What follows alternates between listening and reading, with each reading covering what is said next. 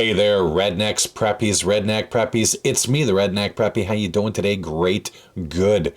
Now, if you're like me, you want to impress all the ladies at the range by looking money, and the best way to do that is to have your Garmin Xero C1 Pro directly mounted to your rifle's ARCA rail. Now, there are several existing solutions out there that accomplish that. I find they're all kind of pricey though. On the screen right now, for example, is one that runs at US $165, and we've got another one here for US $80. Now, no knocks on Area 419, by the way. I have several of their offerings on my CZ457 build, and they are rock solid products and made in the United States. Now, I've had no dealings with Gray Ops, but I'm sure they're fine as well. That said, if you want to look cool and have your shooting chronograph attached to your rifle, but you spent all your money on that US $600 or Canadian $800 Garmin, and you can't afford another $80 or $165, well, as the kids say, I got you, fam. Remember what ARCA is. It began life as a way to mount cameras and their accessories before making its way to the gun world as an alternative to things like Picatinny rail and M-LOK. So when I was looking for a solution, I decided to look in the camera world to see what I could find. And it didn't take long. You got an ARCA rail on your rifle, and your Garmin chronograph uses the photography standard 1/4 inch screw attachment. All you need is an ARCA mount with that screw. And here it is. This is from a company called Neewer, but there are a pile of companies making similar things. On one side, you have the quick release clamp, which attaches to your ARCA rail. And on the other is the aforementioned 1/4 inch screw that attaches the Garmin to the arm. Best part, this costs all of US $23.07 or Canadian $32.50.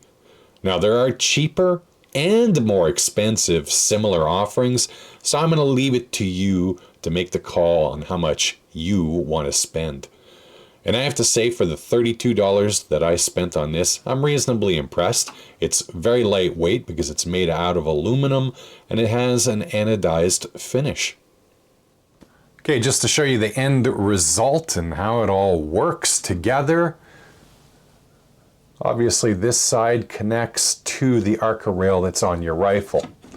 And like every ARCA rail attachment, it just slides on.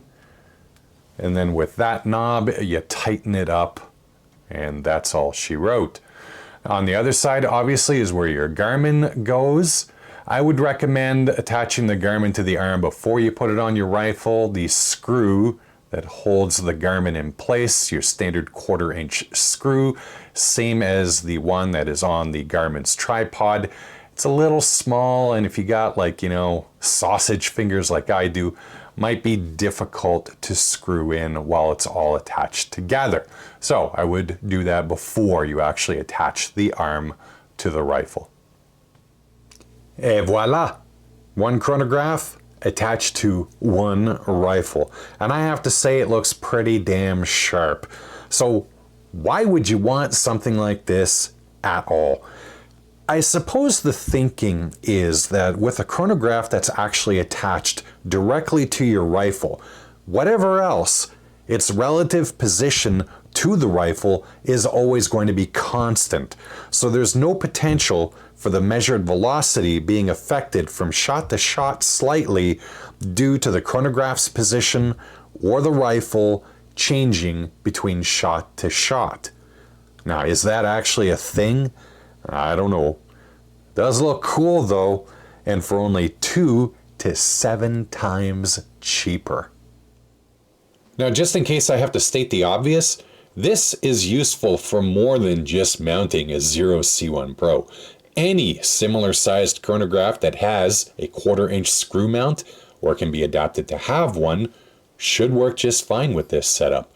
Also, this is a camera mount, so obviously any camera that has that screw mount will work if you just want to record your shooting, for example. Now, some caveats. I only have an ARCA rail on my CZ457. It's a rimfire rifle.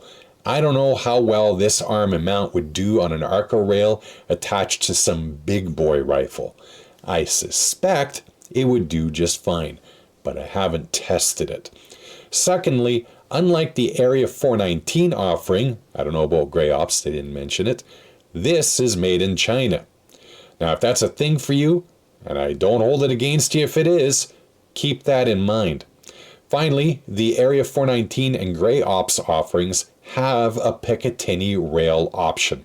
I tried this on a pick rail and no go.